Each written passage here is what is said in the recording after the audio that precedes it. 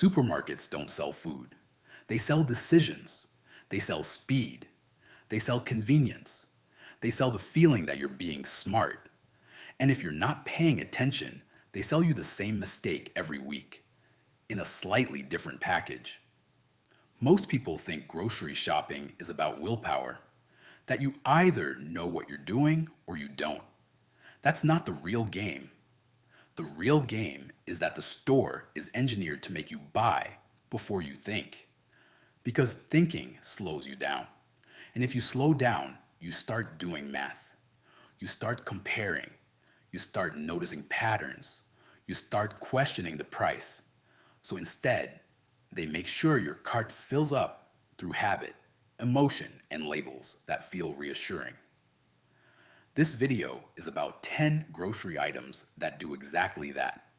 Not because you're stupid, because you're human. You're busy. You're tired. You're walking into an environment designed by professionals whose entire job is to separate you from your money quietly. And once you see how it works, you'll never shop the same way again. We're starting at number 10. Number 10, diet labeled foods, keto, paleo, Whole30, high protein, clean, guilt-free, low carb. Most men buy these products with good intentions. They want discipline. They want control. They want to be in shape. They want to feel sharp and capable. But here's what those labels actually do. They bypass your brain and hit your identity. They sell you a feeling, the feeling of being the type of man who takes care of himself. And companies know that a man will pay more to protect his identity than to buy a product. So they take ordinary food and put a badge on it. A jar of keto peanut butter for $10 or $11. Ingredients, peanuts, salt. Right next to it, regular peanut butter for a third of the price. Ingredients, peanuts, salt, same food, same nutrition, same digestion, same calories. But one of them comes with psychological permission. It tells you you're doing it right. That's what you're paying for. Not health, not quality, not purity. You're paying for anxiety relief. And the diet industry doesn't grow because people are getting healthier. It grows because people are getting more nervous, more overwhelmed, more afraid of messing up, more afraid of gaining weight, more afraid of aging, more afraid of eating something wrong. Fear creates impulse. Impulse creates profit. Here's the simple truth nobody wants to hear. Most diets don't require specialty products. If you eat low carb, you need meat, eggs, vegetables, some dairy, and simple whole foods. If you eat paleo, you need fruits, vegetables, nuts, and unprocessed protein. And none of that needs a logo. None of that needs a premium label. When a product charges you extra just to allow you to eat it, it's not nutrition anymore. It's marketing disguised as discipline. Number 9, bottled water. This one is dangerous because it's not dramatic. It's not expensive enough to trigger alarm. It's just cheap enough to become automatic. A bottle here, a case there, a grab it on the way out. Blah. And that's exactly how it drains you. Quietly. You're not paying for water. You're paying for convenience, plastic, transport, branding, and a habit you've rehearsed for years. Many bottled waters are essentially filtered municipal water. That's not an insult. That's our industry. But once it's in a bottle, your brain assigns it a higher value. It feels cleaner, safer, better. And because it's treated like a necessity, you never add it up. One bottle a day doesn't feel like anything until you multiply it. One bottle per person per day becomes hundreds, sometimes thousands, per year for family. And you never notice because it doesn't hit like one big purchase. It leaks out like a slow drain. This is the rule. The most expensive habits are the ones you don't track because they feel small. If you want to keep it simple, the fix isn't complicated. A filter, a reusable bottle, a system at home. But the real point is awareness. Are you buying it because you chose it or because you've been trained to reach for it? Number 8, bakery pastries and fresh baked goods. You don't buy these because you plan to. You buy them because you walked past them, because the smell hit you. And that smell is not an accident, it's strategy.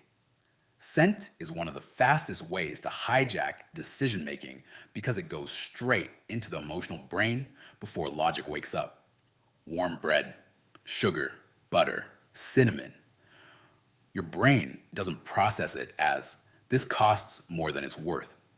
Your brain processes it as reward. That muffin isn't just a muffin. It's a tiny emotional payoff for surviving your day. And that's why it's priced the way it is. A pastry is made from cheap ingredients: flour, sugar, butter, eggs, pennies. But it sells for $4 or $5 because you're not buying ingredients. You're buying a moment. Most men don't budget for moments, they budget for meals. And that's why this section wins. It's not on your list, it's on your emotions. Number 7, big brand spices. Spices are one of the biggest scams in the store once you learn to calculate price by weight. A tiny jar costs $3 or $4. Doesn't seem like much, but per ounce, it's insane. And here's the hidden problem. Many of those spices are weak before you even buy them. They've been sitting in warehouses, sitting in trucks, sitting under store lights, sitting on shelves, slowly dying. So you take it home, shake it into your food, and it barely does anything. Then you use more. Then you run out faster. Then you buy again, which means you're not just paying more. You're paying repeatedly for something that isn't delivering. And because it's familiar, you don't question it. There's a reason spices sold in bulk or in ethnic markets often smell stronger and cost less. They move faster, higher turnover, less dead product.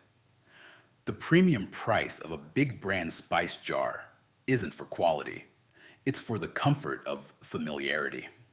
Number 6, organic. Bought on autopilot organic is not automatically bad. The problem is what happens in your brain when you see that label. A lot of people don't buy organic because of careful reasoning. They buy it because they don't want to feel guilty. Organic becomes morality in a package. And when morality is attached, the brain stops negotiating. You don't compare price.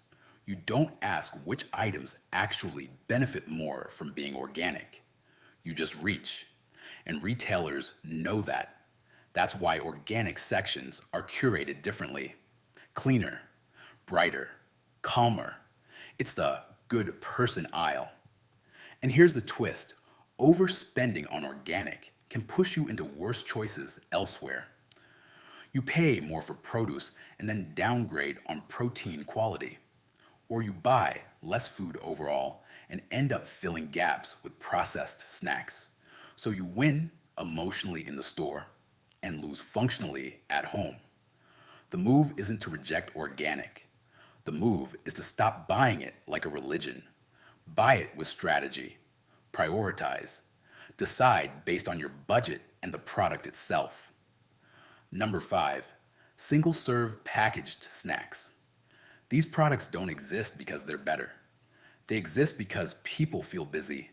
And busy is one of the easiest emotions to monetize because it makes you desperate for shortcuts.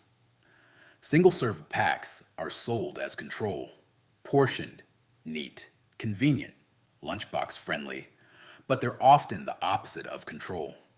One pack ends before your brain even registers satisfaction. Then you open another. Then another. And because each one is small, it doesn't feel like overeating. It feels like snacking. But the cost per ounce is brutal. You're paying extra for packaging, portioning, and branding. You're paying more to receive less. And this is how families bleed money without noticing. Not one big splurge, 100 small, convenient purchases. Number 4, pre-cut fruit and vegetables. This is convenience sold as responsible. It looks clean, looks efficient, looks like adulthood, but it's one of the highest markups in the store. You'll see a pre-cut watermelon tray for $7 next to a full watermelon for 3. Same fruit, but once it's cut, it spoils faster. Nutrients degrade quicker. It's handled more. It's exposed to air. So you're paying more for something that's less durable. And the real psychological effect is worse. It trains you to pay premium prices for avoiding small discomfort. A few minutes with a knife becomes a purchase. And once you train your brain that I'm tired equals I buy convenience, that logic spreads into every aisle. Number 3, trendy, superfoods. Superfood is a marketing word, not a scientific classification. It signals status. It signals modernity. It signals that you're informed. And that's why it sells. Chia, goji, maca, spirulina, collagen blends, exotic powders. Not all of these are useless. Some are fine. The problem is how they're bought, out of social pressure and fear of being behind. Because once something gets promoted enough, people stop asking, do I need this? They ask, why don't I have this? And that's when expensive little bags start showing up in your pantry and dying there. Because you bought the idea, not the habit. Most of the health benefits people chase through trendy powders can be found through ordinary foods. Oats, beans, eggs, leafy greens, frozen berries, yogurt, fish, potatoes, olive oil. But those foods don't feel elite. They feel normal. And normal doesn't sell on social media. Number 2, ready to drink coffee and energy drinks.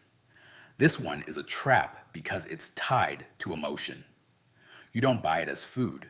You buy it as fuel, as motivation, as a reward. A bottled coffee for $5, an energy drink for 3 or 4.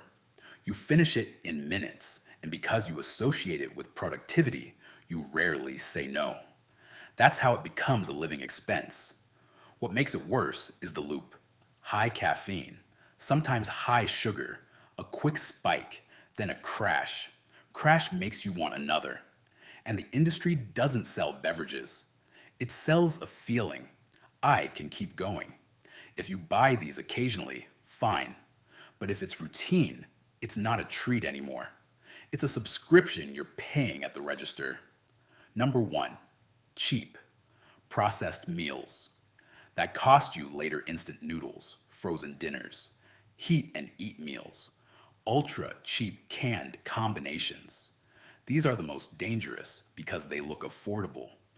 They don't hurt at checkout, but they cost you afterward. Energy, health, and the slow erosion of competence. Because here's what happens when you build a routine around processed convenience. You stop knowing how to feed yourself simply.